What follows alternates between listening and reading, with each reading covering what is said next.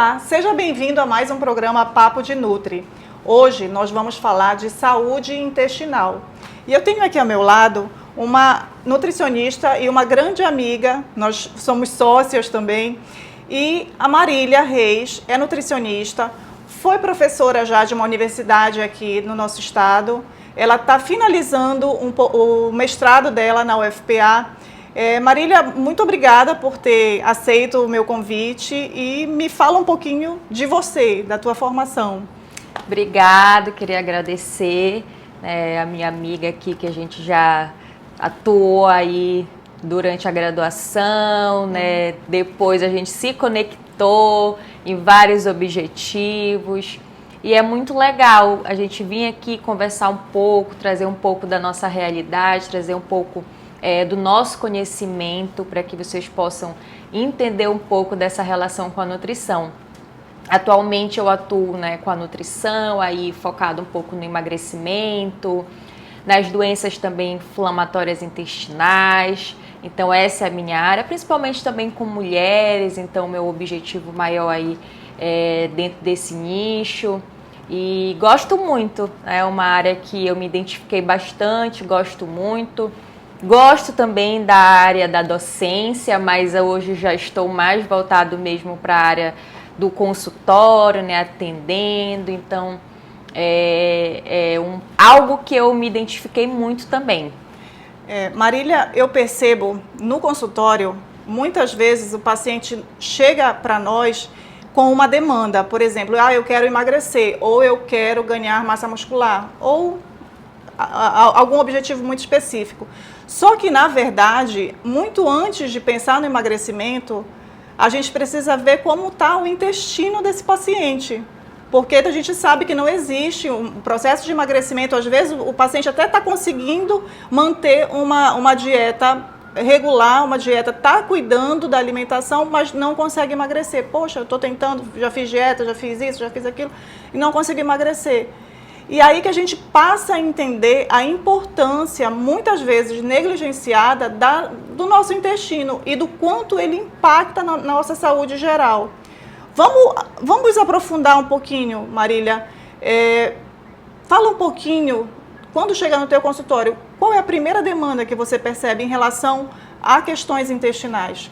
Bem, eu analiso logo, pergunto primeiro os exames, também muito a variação intestinal aí para identificar como é que está a relação dessa pessoa com o alimento, né? Uhum. Então, às vezes a pessoa chega para mim falando que está com o intestino muito preso, né? Não vai ao banheiro, se sente muito estufada, gases, dor abdominal. E aí, como você mencionou, é importante, principalmente para a questão do emagrecimento, a gente identificar este ponto, porque hoje as pessoas, inclusive, fazem a utilização aí de dietas na internet, utilizam aí de algumas blogueiras, e aí acaba que a gente precisa entender que cada pessoa tem um funcionamento de uma maneira. Então, a gente não pode generalizar. Então, o que para uma pessoa funcionou, para outra não. Então, a gente tem que identificar, investigar o que acontece para que essa pessoa, de fato, não consiga emagrecer. Será que é um fator hormonal? Será que é o intestino? Porque o intestino hoje ele está diretamente ligado. O intestino é o nosso segundo cérebro. Então, se as pessoas não entendem isso, elas não conseguem chegar ali à questão do emagrecimento. Então, por exemplo, hoje, poucas pessoas sabem que de 90% a 95% da serotonina ela é produzida hoje no nosso intestino. E as pessoas desconhecem isso, elas acham que está ligado só à nossa mente, né? E quando o intestino ele está todo inflamado, todo desregulado, a serotonina, tadinha, ela fica ali, né? Ela não é produzida. E aí o cortisol, ele vai lá e aumenta. Então, o cortisol aumentado, vem o estresse, vem o acúmulo de gordura, a pessoa não consegue emagrecer. E aí vem, poxa, eu tô indo pra academia, eu tô fazendo exercício diariamente, estou me alimentando bem, mas não consigo. mas como é que está aí essa relação da pessoa, né? O intestino está inflamado, então é a gente entender de fato como é que funciona aí o sistema de cada pessoa, né? O organismo de cada pessoa. O que a gente sabe é que nós temos milhões e milhões, trilhões, na verdade, de bactérias no nosso corpo inteiro. Nós temos mais bactérias, para vocês terem uma ideia, nós temos mais bactérias do que células que compõem o nosso corpo. Então, o nosso corpo ele sempre vai buscar o equilíbrio de todos os sistemas. Para que a gente viva, o nosso corpo tende a buscar o equilíbrio. Esse equilíbrio intestinal, a gente entende, na verdade, a gente chama de microbiota intestinal, essa população de bactérias. Tem bactérias que são boas e tem bactérias que são ruins, que convivem lá entre elas em harmonia, uma harmonia entre aspas, né? Tem fungo também, não é só bactéria que tem no nosso intestino. Tem fungos do gênero Cândida, diversos tipos de espécie. E eles conseguem conviver numa boa no intestino, que a gente chama de eubiose, que é o ideal. Quando a gente consegue ter uma saúde mais plena, o nosso intestino está funcionando em eubiose. Só que aí o que acontece? Em alguns momentos, por diversos fatores, cada pessoa de uma forma diferente, a gente pode provocar, por diversas situações, uma disbiose. A disbiose seria o aumento da quantidade de bactérias patogênicas, que a gente chama normalmente na nossa prática clínica, na universidade, de bactérias gram-negativas. Essas bactérias gram-negativas patogênicas, elas aumentam numa quantidade muito grande e se sobrepõem às positivas. Aí vai gerar essa quantidade de sintomas que a Marília começou a citar, e a gente vai aprofundar um pouquinho como que o nosso telespectador consegue identificar quais são os primeiros sintomas do que Tem alimentos que causam desconforto para algumas pessoas, para outras não, mas a disbiose, ela não tem um padrão ouro na medicina ou na nutrição para que a gente consiga identificar. Então, a gente consegue identificar a disbiose clinicamente, por relatos dos pacientes. Eu sinto isso, eu sinto aquilo. Então, é muito individual, né, Marília? Sim. Quais são os primeiros sintomas que o nosso telespectador pode identificar para que ele acenda a bandeirinha vermelha de que ele está com uma disbiose e não simplesmente algo que não caiu bem? Hoje a gente já tem, inclusive, né, como a gente faz essa análise clínica dos sintomas, hoje a gente já tem até alguns questionários, né, que já são questionários que a gente atua dentro da nossa área, como se fosse uma anamnese, que é o que a gente faz atualmente dentro da nutrição. E a gente consegue identificar principalmente como é que está a regulação aí desse intestino. Então hoje, principalmente, eu pergunto quais são os principais sintomas que a pessoa está sentindo. Então, estufamento, ela vem já relatando que se sente muito estufada, né? Prisão de ventre, dor abdominal, ou então também diarreia.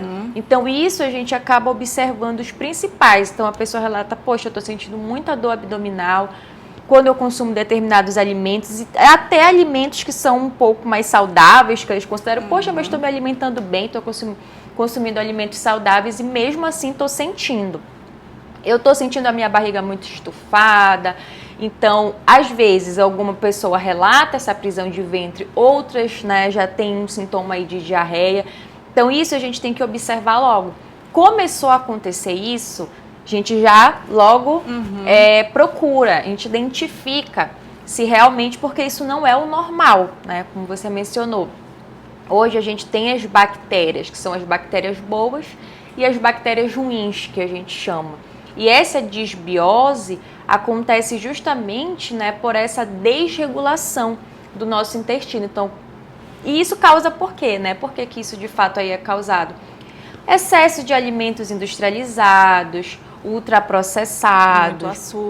Muito açúcar. As bactérias adoram o açúcar.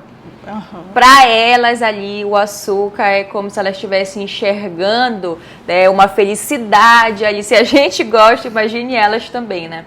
Então, esse açúcar, esse excesso aí desses alimentos acaba causando essa desregulação. E aí o paciente ele vai sentindo, né, constantemente isso. Isso já acaba interferindo na qualidade de vida. Então, a pessoa exagerou, consumiu muito em excesso, passou isso constantemente na alimentação. E aí depois ela começa a sentir esses sintomas. Dá uma regulada, mas mesmo assim ainda continua sentindo. É porque a gente precisa, né, fazer aí esse tratamento certo, acompanhar de fato como é que está funcionando e fazer, né, um acompanhamento aí, buscar um profissional sempre habilitado, um profissional que entenda para fazer esse acompanhamento certo dentro do que a gente pode regular aí da nossa microbiota, que a gente chama.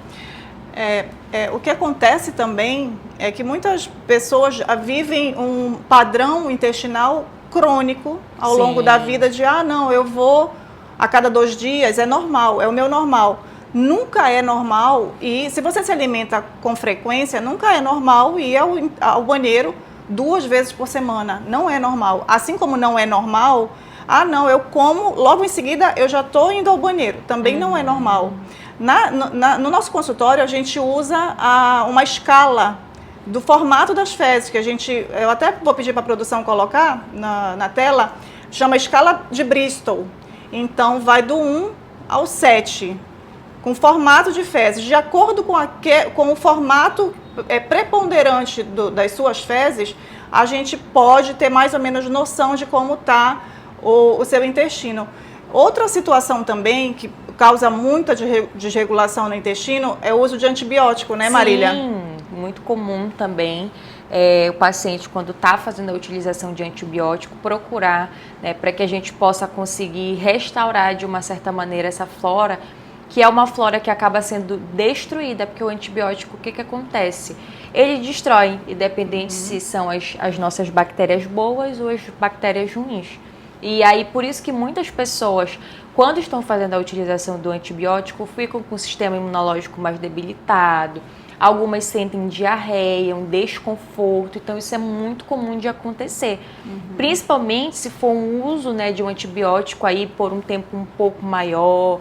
Então, a pessoa é essencial que ela de fato procure e faça, né, esse alinhamento aí. E aí, conforme a pessoa faz a utilização do antibiótico e já vem se alimentando com alimentos muito gordurosos, acaba sentindo muito essa desregulação e acaba indo direto logo para o banheiro. Então, como você mencionou, não é normal a gente se alimentar e ir no banheiro ou a gente não ir no banheiro. Isso não é normal. A gente, de fato, precisa entender, né, como é que funciona. Então, 2, 3 dias que você passa sem ir no banheiro, já tem que acender ali uma lanterna, a gente já tem que ficar em alerta para entender, de fato, né, o porquê que isso está acontecendo. Então, tem gente que acha normal não ir no banheiro, né? Poxa, tô uma semana, tô 3, 4 dias sem ir no banheiro e acha que tá normal. Mas não, isso não é normal. A gente precisa entender o porquê que isso não está acontecendo. Certo. Marília, quando a gente fala em desregulação do intestino, os primeiros sintomas, como você já mencionou, a distensão abdominal, aquela flatulência ou gases. Se a pessoa perceber que os gases, que ela solta gases muito fétidos, está muito característico de uma disbiose. Normalmente, esses odores muito fortes são característicos de produção de gases por bactérias de quem come muita proteína, que está consumindo proteína em excesso e aí não consegue digerir direito, aí fica aquele resto alimentar lá que deveria ter sido absorvido e fica lá pedaços de comida, porque a gente sempre tem que lembrar que a digestão começa na boca. Então, se o paciente não mastiga direito, ele vai dar trabalho para o estômago. O estômago não tem dente. Eu sempre brinco, olha, o estômago não tem dente, mastiga. Porque alguns grupos alimentares, eles começam o processamento, a digestão na boca, né? E aí, Marília, me fala um pouquinho. Eu comecei a sentir os sintomas, flatulência, distensão, acabei de comer, me dá aquele mal-estar, aquele desconforto, gases, azia. Como que eu posso diferenciar se aquilo ali é uma intolerância. Vamos falar um pouquinho das intolerâncias, das alergias. Explica para o nosso telespectador qual a diferença de uma intolerância para uma alergia, que não é a mesma coisa. Isso não é a mesma coisa. A alergia, ela pode ter uma cura, né? Ela tem cura, a gente consegue melhorar. Já a intolerância, infelizmente, ela não tem cura.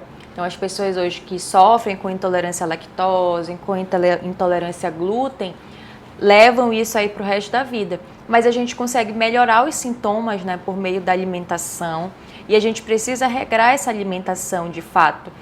Isso acaba sendo muito confundido com a disbiose também, porque a intolerância à lactose acontece o mesmo processo, só que a não absorção da lactose.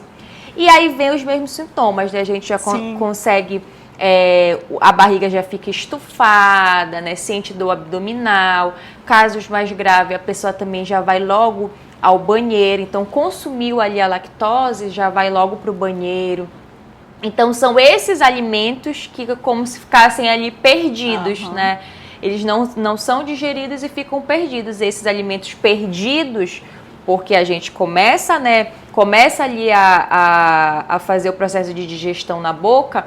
Então, quando chega lá ele não é absorvido, isso a gente já começa a observar que é um problema. Alguma coisa vai acontecer, porque o natural é a gente consumir o alimento, ele ser absorvido, né? A gente fazer a digestão, ele ser absorvido e a gente fazer a eliminação do alimento. E aí, ele ficando ali perdido, alguma coisa a gente tem que fazer para eliminar ele. E ele perdido é como se ele ficasse estressado. E isso acaba trazendo pra gente, né, uma qualidade aí um pouco mais ruim. Então, a dor, né, o estufamento da barriga. Então, às vezes as pessoas sempre relatam, então, muita gente hoje com intolerância à lactose, com intolerância a glúten, que é um pouco similar. A questão da intolerância à lactose é a não digestão da lactose, é o glúten, né? A gente já não consegue aí também aí fazer essa absorção do glúten. E acontece, né, esse mesmo processo. Só que essa identificação, que acontece? Muita gente, a gente sempre avalia, né, nos casos clínicos, relatando para a pessoa os principais alimentos. Então, vamos identificar aqui como é que está a relação dele com o leite, com os derivados do leite, se o paciente sente, se ele não sente. Fazer a retirada. Gradativa, né? Dos alimentos, porque muitos pacientes relatam que consomem muito, gostam muito, né, do leite, dos derivados. E hoje é difícil a gente dizer para um paciente que ele não pode consumir, né, um determinado alimento. Então, inclusive, os alimentos hoje zero lactose, a gente avaliar bastante, né, tanto a composição dele, porque muitos alimentos eles têm lactose, mas eles lá no rótulo, quando a gente avalia, tem a enzima lactase, que é uma das soluções que a gente utiliza aí para intolerância à lactose. E também hoje já tem algumas enzimas digestivas para o glúten também. E tem sido muito utilizado entre as pessoas para melhorar mais um pouco, né, essa relação aí. Então, entender, né, essa diferença da intolerância, da disbiose, a alergia é um processo inflamatório, então já é totalmente diferente.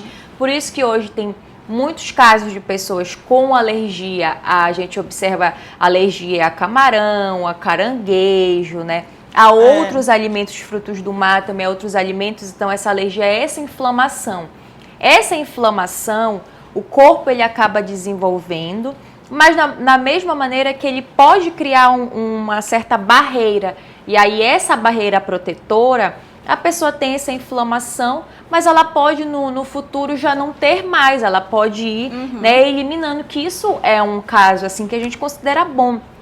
Diferente da intolerância, que o sistema a gente já não consegue mais absorver, ali o intestino já não consegue mais absorver, e aí isso vai se prolongando aí por muito tempo. A gente, de uma forma generalizada, a alergia, ela vai envolver o sistema imunológico. Sim. Porque tem essa inflamação toda, ela envolve o sistema imunológico. E ela é um gatilho para desenvolver doenças autoimunes, como, por exemplo, as doenças inflamatórias intestinais. A doença de Crohn, que embora muitos pacientes não conheçam, ela tem uma grande prevalência se for estudada pormenorizadamente, assim.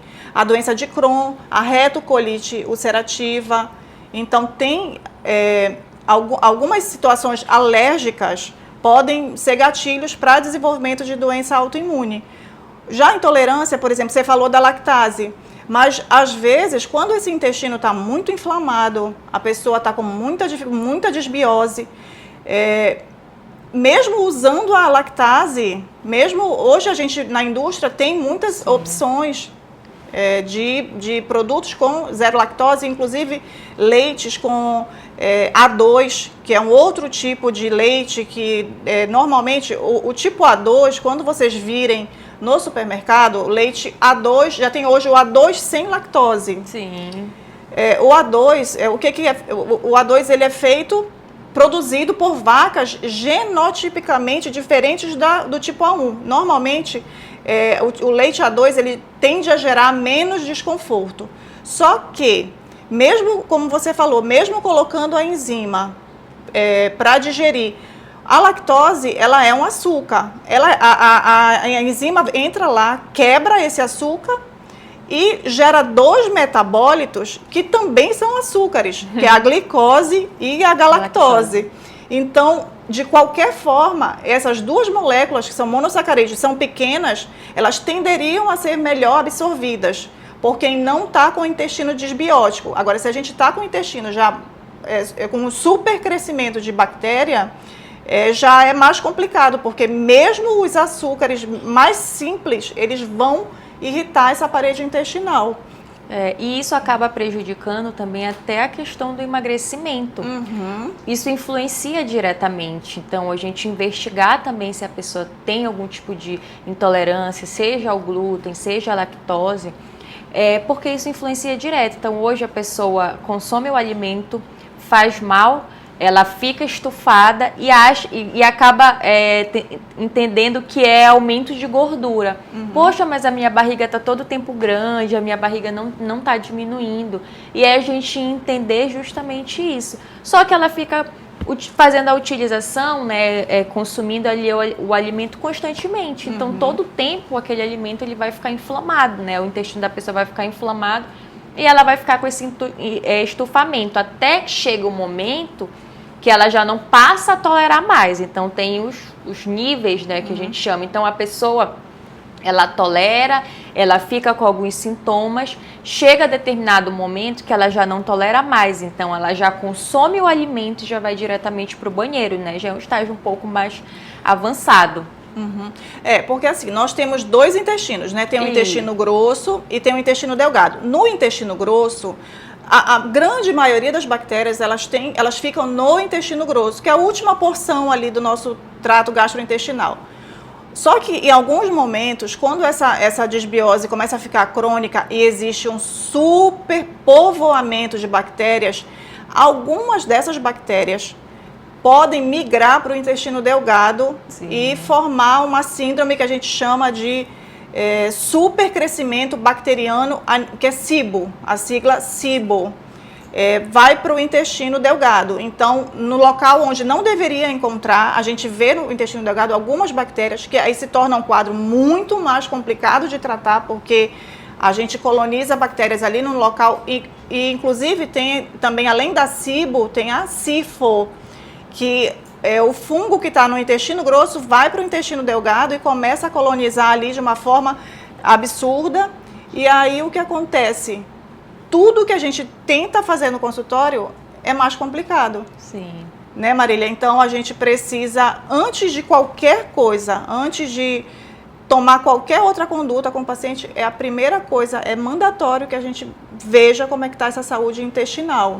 Hoje já tem inclusive até exames, né, que a pessoa pode estar tentando fazer para a gente identificar e melhorar, né, a nossa conduta. Mas a gente consegue fazer clinicamente também. Mas esses exames, eles são bem interessantes para a gente entender um pouco mais a fundo como é que está a microbiota desse paciente. Então, é interessante, né? Algo assim também que a gente pode acabar também aí identificando, solicitando para o paciente. Mas em relação também aos alimentos, a gente verificar também a questão da rotulagem, se o alimento ele tem, né, lactose, se ele tem a enzima lactase, como é que tá, a gente vê muita questão do gluten free, então a gente também identificar dentro da composição o que tá, como é que vem esse alimento em si, para que a gente não acabe enganando, né? A indústria não acabe enganando aí a pessoa e ela entender que não está consumindo, porque eu escuto muito isso. A pessoa fala, não, mas eu não estou consumindo lactose, mas lá no alimento tem lactose, só que o alimento tem a enzima lactase, né? E aí, isso é um dos pontos também que é importante a gente destacar. Tá. Marília, nós vamos fazer um breve intervalo, já já nós voltamos no segundo bloco falando de saúde intestinal. Fica aqui conosco.